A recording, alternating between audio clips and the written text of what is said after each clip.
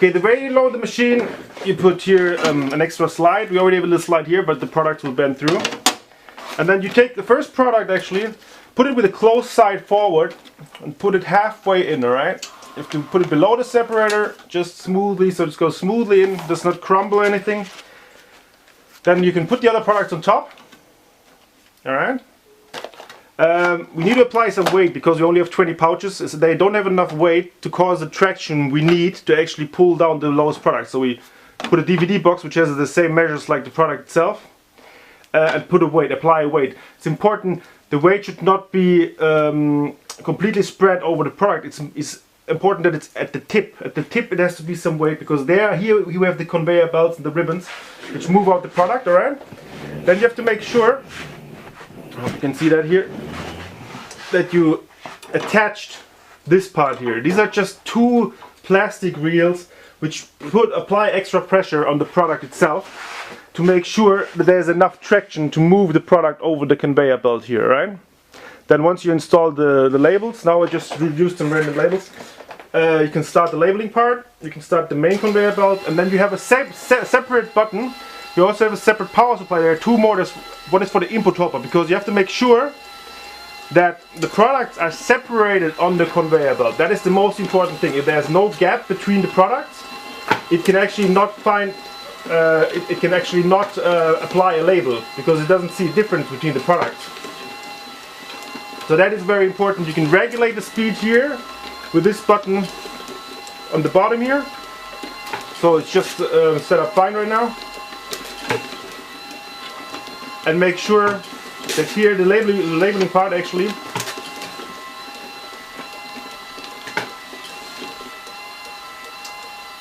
okay, now it's empty, so what you can do now is just keep filling the machine during operation, alright?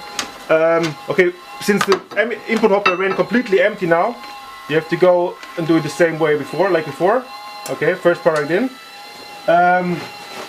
If you run a high volume production run, you can just keep feeding the production, the input hopper as it is. Okay, you can put quite a lot of products in there. You can stack it quite high.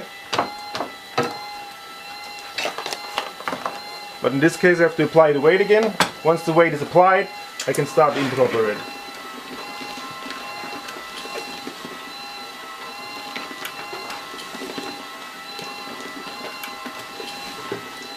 These products went through several times already, so they are already quite crumbled.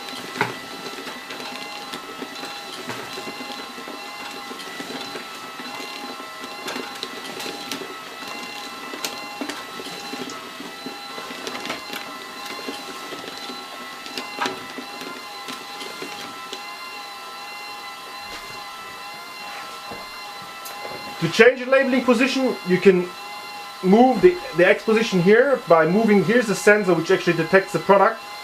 As you can see, once the sensor detects something, it actually spans the label, alright?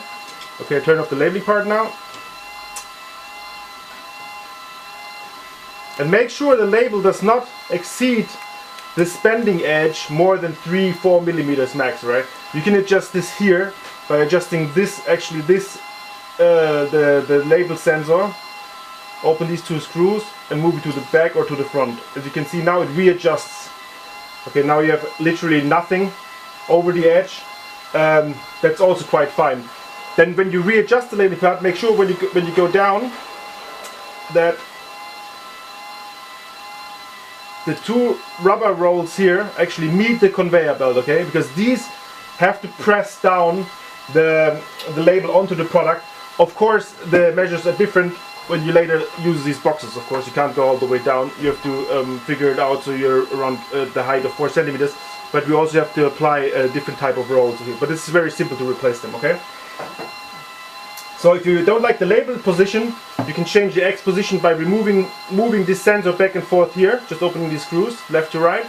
If you want to change Y position, you just move the complete labeling part here, okay?